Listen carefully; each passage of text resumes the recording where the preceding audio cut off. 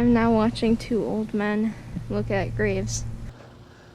Today's adventure takes us here to Bloomington, Illinois, in central Illinois, and to Evergreen Memorial Cemetery, which is situated right behind me. I'm at the entrance gates now. Now this cemetery goes back to about 1830. It was actually two cemeteries at the time. They merged into one. This cemetery has about 20,000 graves in there.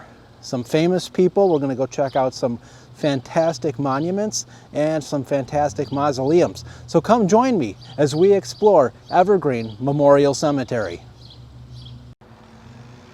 Okay, as we enter Evergreen Memorial Cemetery, this is a cemetery I've been wanting to come through for some time. Beautiful, large cemetery. Of course, it seems like whenever I go to a cemetery during the day, they are doing yard work, so you might hear mowers and stuff in the back. I think I can go to a cemetery at midnight, and they'd probably be doing yard work. Boyd's the last name in this one. 1853. Willie Boyd.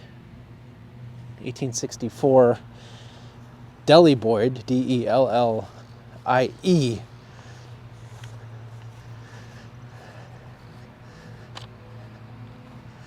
So there's two sections to this cemetery. There's an old city cemetery, which was a separate cemetery at one time, and they've combined them at some point. Alice died 1875.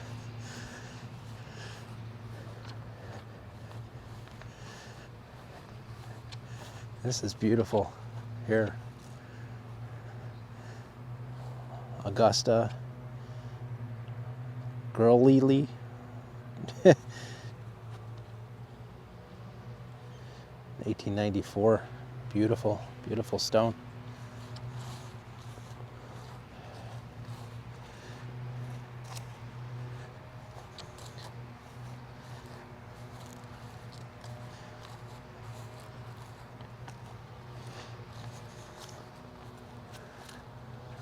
Check out this one a second.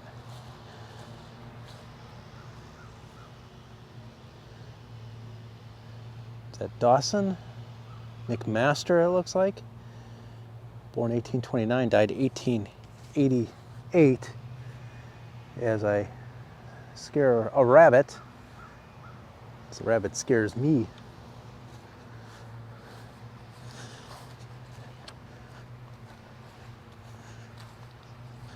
So today I brought along my father and my daughter on this field trip to Evergreen Memorial Cemetery, and they have found what I believe is the vault.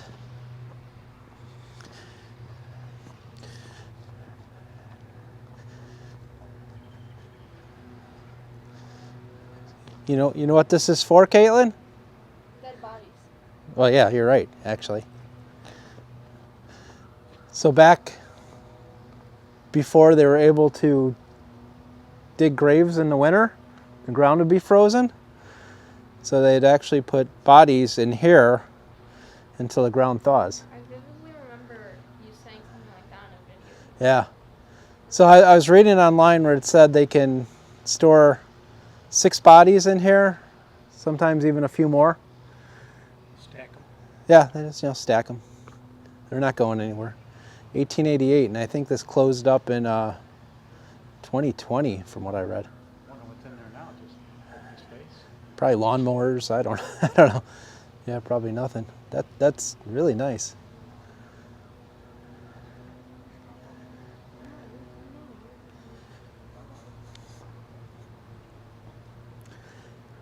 I don't know what the significance of this is. It just says weed on it. I think they sell marijuana. Is that a dispensary? Yeah. But that's it. I mean, there's nothing else besides that.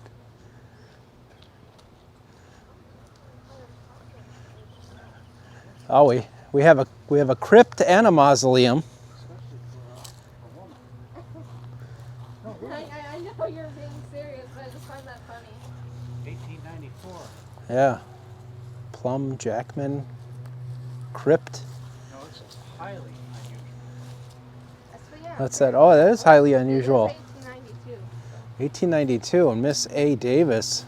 Yeah, for a crypt to be So- dedicated to a woman. Yeah, yeah, that is unusual. Maybe she was important. Yeah.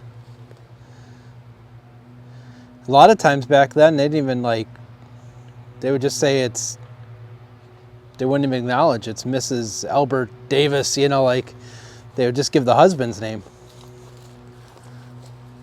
That's very unusual. That is unusual. It's a big crypt with one body. Yeah, It's not even a door anymore. It's just, looks like it's just welded closed. Beautiful mausoleum.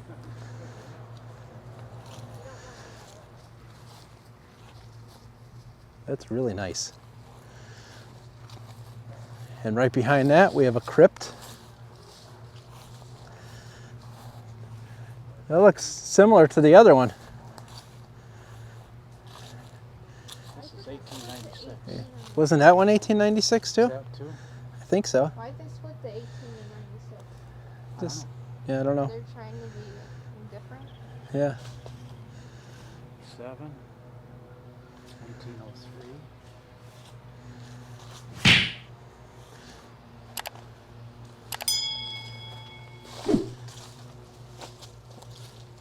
Yeah, it's almost hard to see some of these now.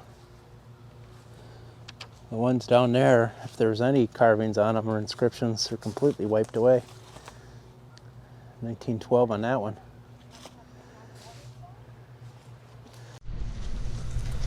There's branches everywhere. You cannot read that. It's Well, it's 1896. why did they split the 18 and the 96? Is that too? I think so. Why'd they split the 18 and 96? I don't know. They're trying to be different. 7, 1903. We have a Civil War marker. James Downey, 50th Illinois Infantry, Company A. No date of death or anything. No. It's weird because, especially in the cemeteries, usually there's an area dedicated to the Civil War and veterans, but then you see just other areas where there's just Civil War stones scattered throughout the cemetery. That's a neat monument. Yeah, His head's gone. head is gone. Yeah, you see that a lot with these older tombstones because the neck It's the Washington Monument. neck is thin.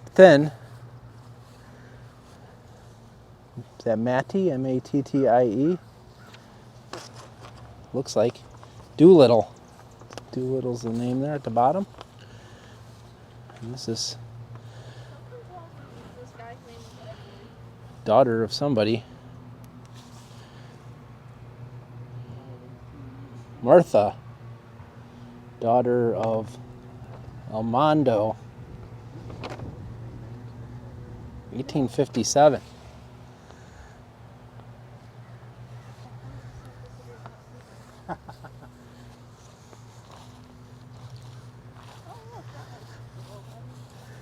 Should we go check out the large obelisk? It's just the Washington Monument? It is like the mini Washington Monument. No, it is the Washington Monument. It is. No one knew, but it's actually here. They lied about it being in DC. It's probably only about 25 feet tall.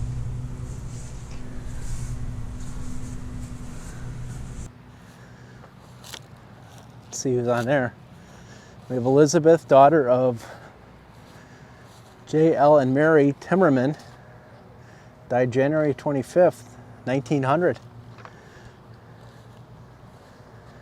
We have Jacob Timmerman, died November 21st, 1855. And Jeremiah, their son, died 1886. What do we have here? Lena, their daughter, died 1876, and another daughter died 1878.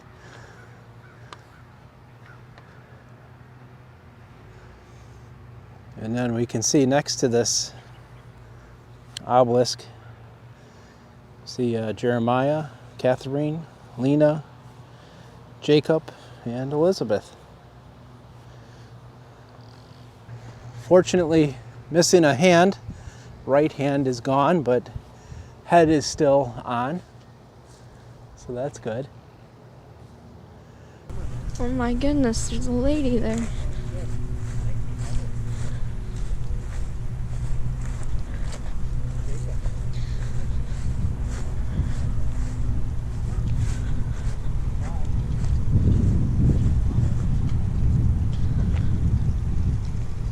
Oh my god, those are squirrels. This is now an animal documentary. Look at them. Okay, anyways. There's the woman.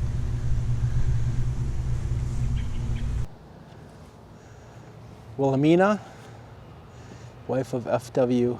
Koch, born 1824, died 1897, and Louisa, their daughter,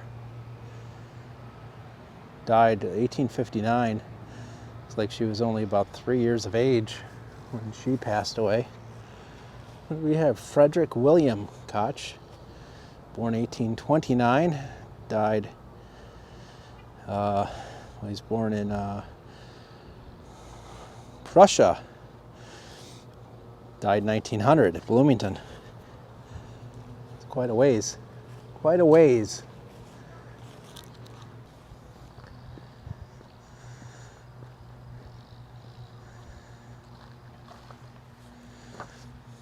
It says Angeline Strode, Turner Lamon, 1825-1859, married Ward Hill Lamon.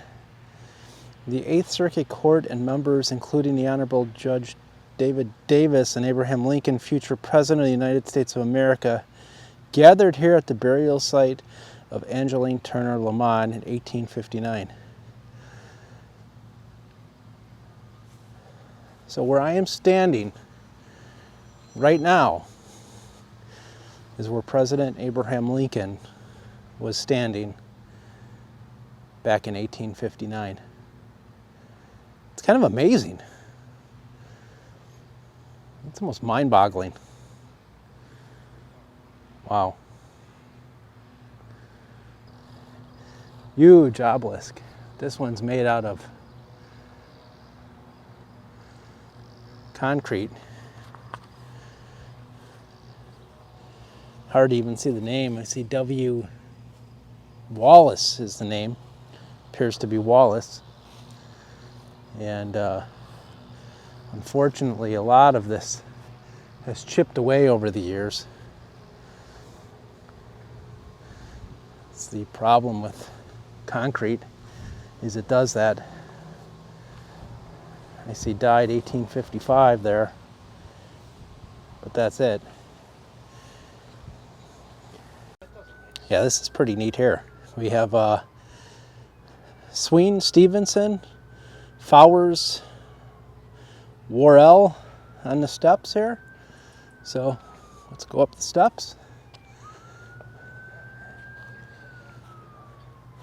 It wasn't Sween, it's Ewing, I guess. Really neat entrance to their family burial plot. And this headstone has stood out. Beautiful old headstone. Let's see if I can read anything on it. You cannot read. Yes. Yeah, if you use the light and you shine it on an angle, it helps bring the letters out. Although this one is so weathered that even with that, it's unreadable. Try it on this one. This one probably works a little bit better.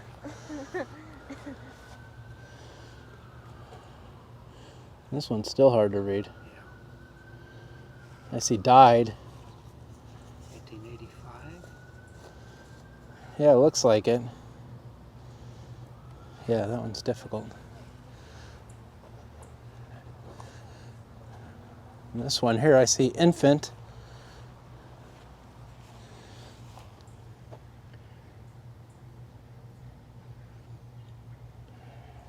Difficult to read as well. And I have to check out this one over here. Died 1848. That was a long time ago. Ruth Greenman, age 55, which means she was what, born 1793? Yeah, that's something. Freemason symbol on that one. You have the surname there, Greenman. And this one not as readable. Looks like John Greenman. He died, it's like 1872. Born back in the 1700s. 1700s.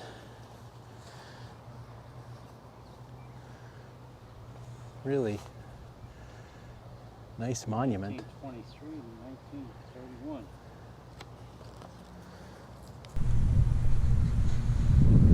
Look at that, there's a slip. I like the tree.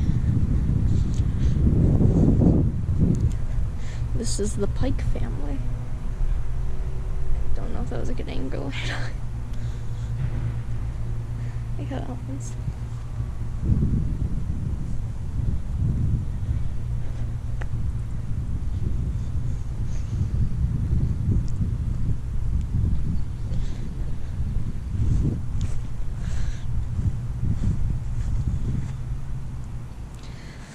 This one's readable.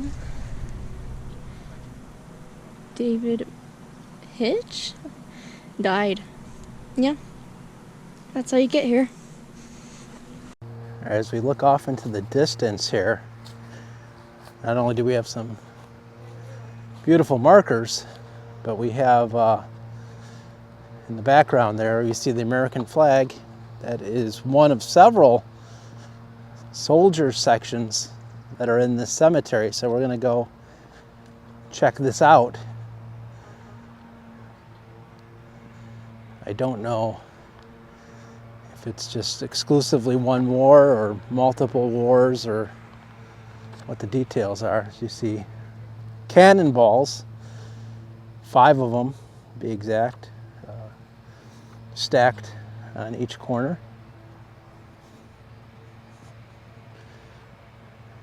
And it says, "Our honored dead," with an anchor and cannons painted there, and got some rifles and swords painted there.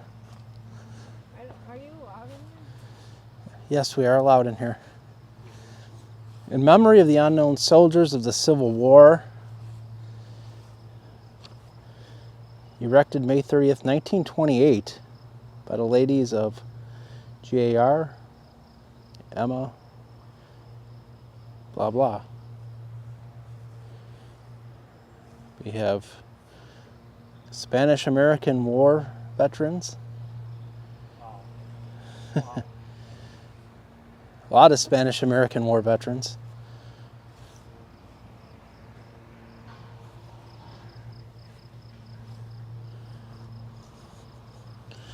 This must be Civil War.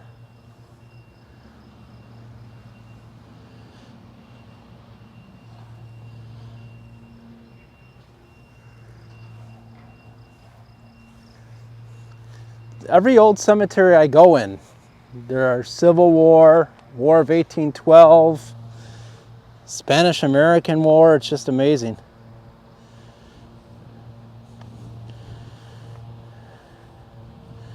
This one, John Hotchkiss, says records lost.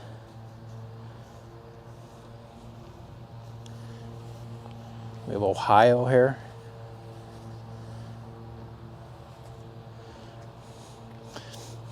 Yeah, it's interesting how some of the markers are out in the cemetery and others are in certain dedicated areas.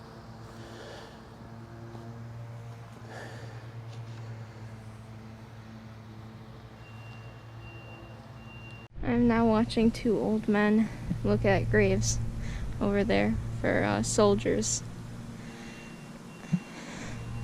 It's really warm out here, like really warm. But... oh, that's fair. We come here to the monument of Dorothy Gage. See if I thought there'd be a placard here. She was a 6-month-old girl when she died. Is that made of wood? It's made of wood. That's a tree.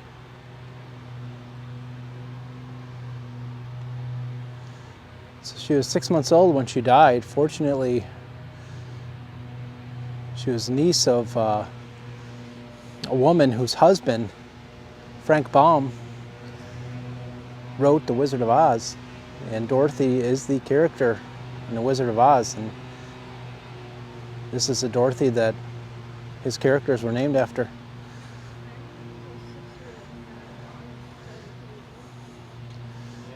I don't know that she's buried in this spot though, because you'd think there would be some kind of marker, but that's a beautiful, beautiful monument to her.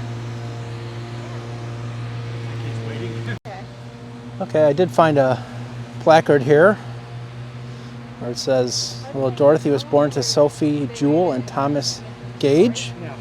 5 months later, the family was devastated by her death. Shortly after this, Thomas and Sophie left Bloomington for Evergreen, South Dakota. Dorothy's uncle, Frank Baum, named the main character for Dorothy in his book, The Wonderful Wizard of Oz, to give small comfort to his wife, Maud. In 2017, that tree that we see in the background was carved out. What a wonderful monument for Dorothy.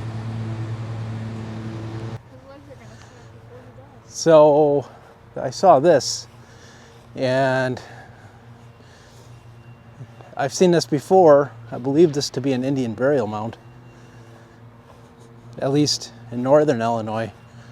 That's what they would be. I don't know the significance of these two posts. They do have names on them.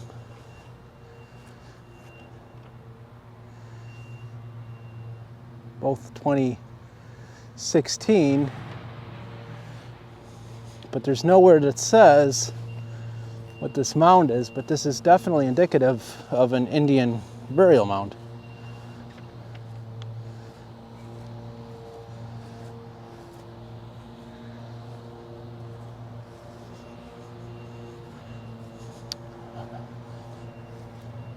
Although I don't see any placards or any kind of information in that regard.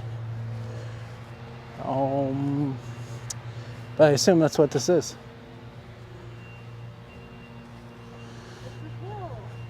It is a hill, and that's how the Indians buried their dead. And they made a hill. Yeah. Let's see what we have here. Now we're coming into the Bloomington Memorial Cemetery part, exiting the old city cemetery. Look at that. I mean, there's no name, no inscription on it, which is odd. Maybe it's vacant. Maybe it's for rent. What do you think?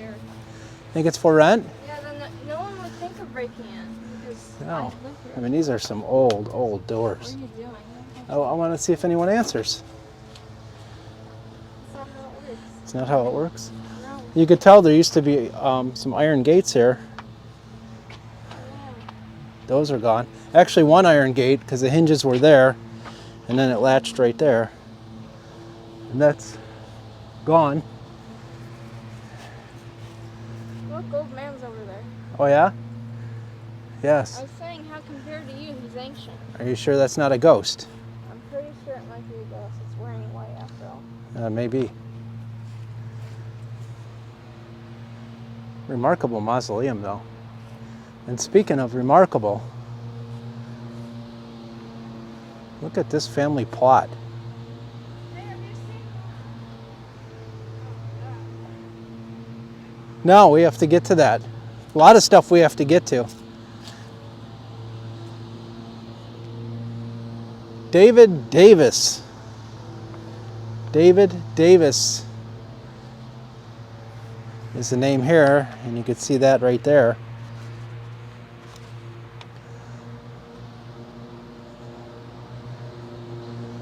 What a beautiful family plot. The lawnmowers are following me as they usually do when I get to cemeteries. Let's enter through here. Look at this beautiful work. Very tall obelisk. George Davis, born in Bloomington, 1842, died in 1917.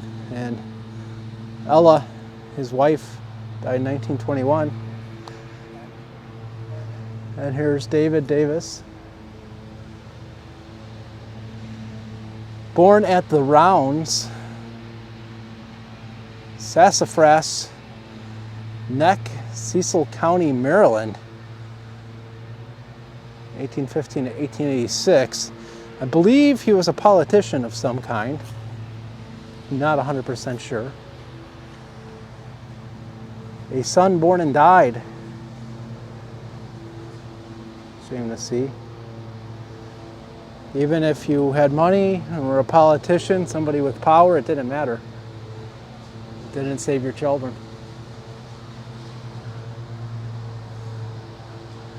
Can't buy life. Just look at this. I've been in the cemetery now about an hour, and I've barely scratched the surface. Just incredible.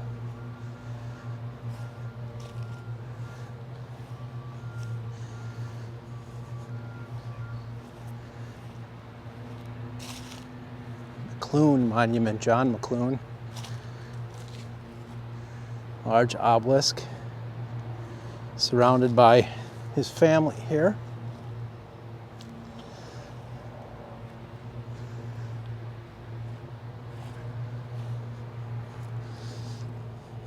Not too much remains of this.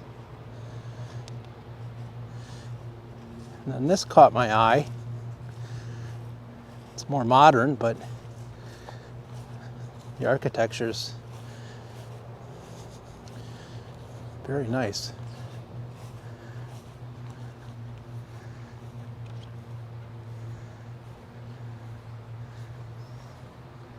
I'll let you pronounce that. Medical Doctor, 2016. Very nice monument.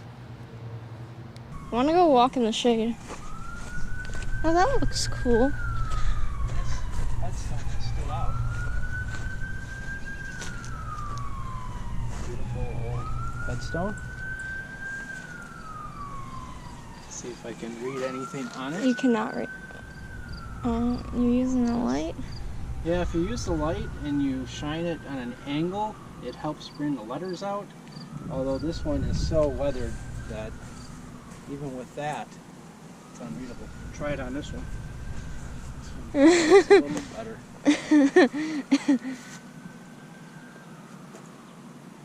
This one's still hard to read. Yeah. Unless he died. So here's a really interesting monument that I wanted to show. So back in 1948, right over here they have a memorial site for veterans, and they were doing a memorial for the veterans. And overhead was a T-6 Texan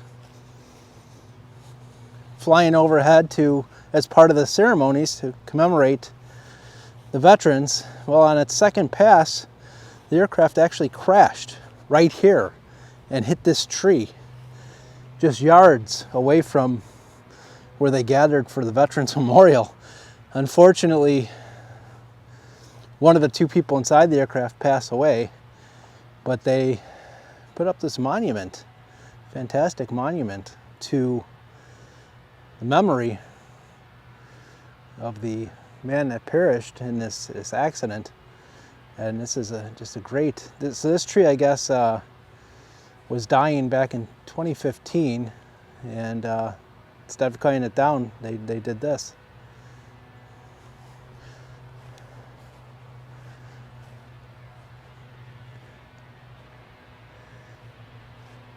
And consequently enough, I was able to actually pilot a T6 Texan years ago. Really fun airplane to fly. Very maneuverable. So, don't know what caused it to crash, but neat memorial. I did find a plaque here about the accident that happened. It was May 31st, 1948. A group of citizens gathered here at that Civil War Veterans Enclosure to honor those that have given their lives, and we'll go check out that enclosure in just a second. On the second pass, the plane crashed into that tree that I just showed you, killing Fromm and severely injuring Tully. It took years for the cemetery personnel to determine that this was the tree that they crashed into. In 2015, the tree had to come down, so the cemetery employees felt something more needed to be done with the wood from the tree, and they hired chainsaw artist Tim Gill, who made that wonderful monument of the T6 aircraft. Very nice. And there's the monument there in the background. Okay, before we head over to check out the Civil War area, this was just neat. W.B. Probosco, 1879. And they've got a really nice family plot here.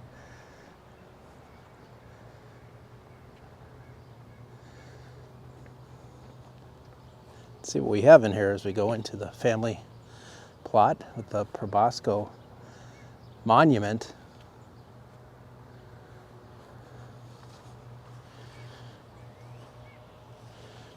We have Anthony here, 1906. John Probosco. John died very young. And then just a line of Probosco family. Charlotte, Louis Bacon. That's a great middle name, by the way. William Bacon Probosco.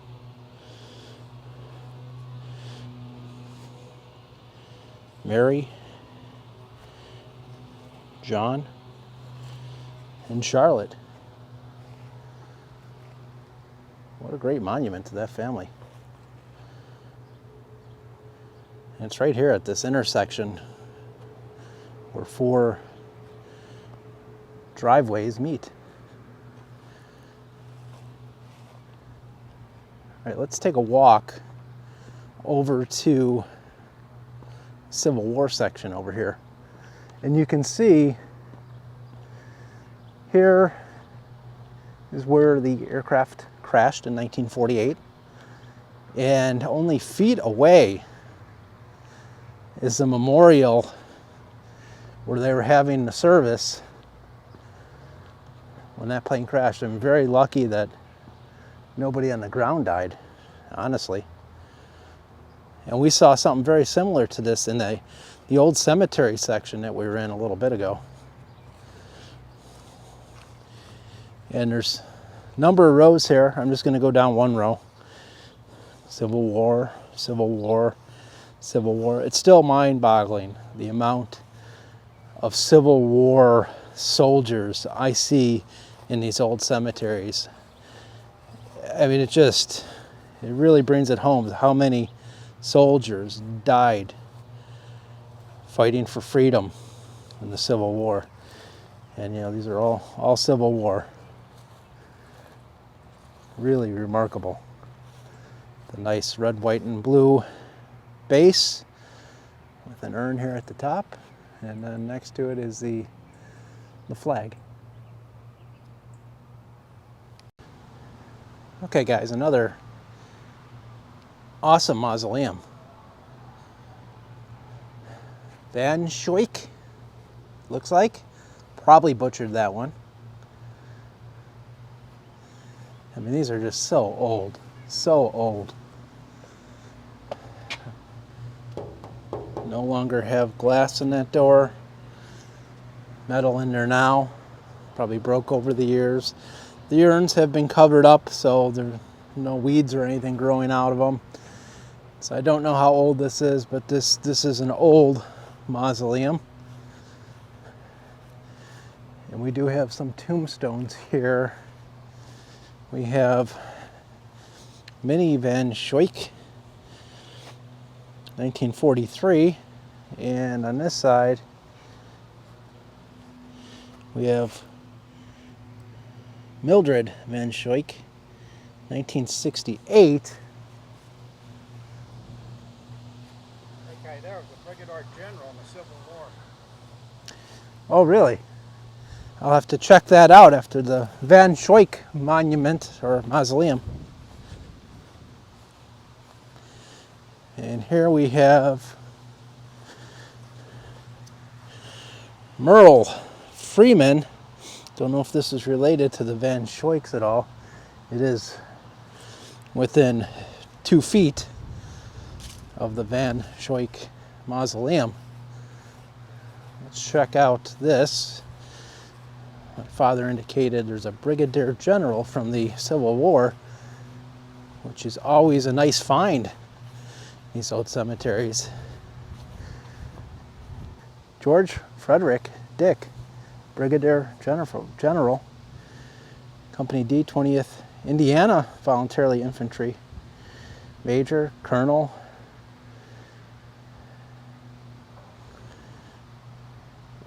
(1861 to 1865). So he was through the entire Civil War. That's amazing. It's really amazing. Wow. Brunner Cox Monument, because I noticed the statue atop this monument, beautiful statue. A woman knelt down, kind of in a somber pose. And we have George Brunner and George Cox. Hence the Brunner Cox. Got Clara Brunner, which is George's wife, and we got see if I can see what this one is. C.E. Barnum, his wife, and that's George Brunner's wife. Really nice. Back up here, a lot of steps and things I could trip on. Get that in the full frame. And across the drive here is this spectacular monument. And what I'm going to do, there is a storyboard for it right over here. Let me go read the storyboard first so we get some information on it.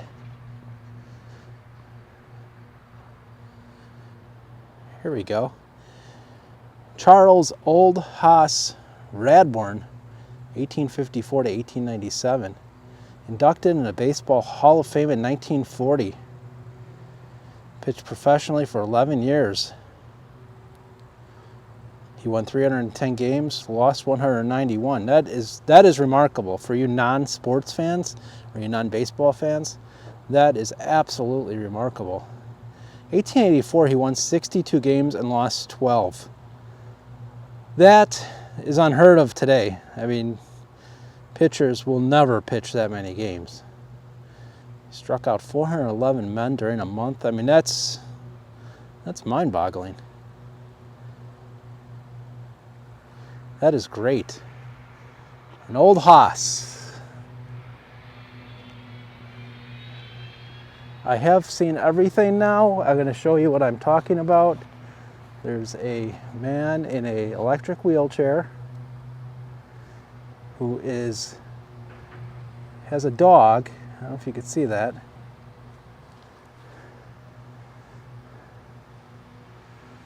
Like he's on a sleigh or something. All right, let's get back to what we're doing here. All right, there we go. Old hoss. Look at that. That is just beautiful. And on here, it's inscribed. I see 1880, I see 1939, 1891. His playing years must have been 1880 to 1891. Hall of Fame, 1839. Although I think that said 1939 rather. I think it said 1940 on the storyboard. Although I'm not sure. What a great monument. Okay guys, I tell you what, this is probably one of the top 5, easily one of the top 5 cemeteries I've been in yet. Now I know I haven't done a lot of cemeteries in Chicago. You have Roseland, you have Graceland or Rose Hill, Rose something, I don't remember the name. You have many cemeteries in Chicago that are spectacular, and I do plan on doing those. It's just they've been covered so much that I want to do the less covered cemeteries. So, awesome cemetery. Thank you for coming with me today. And until next time, keep exploring.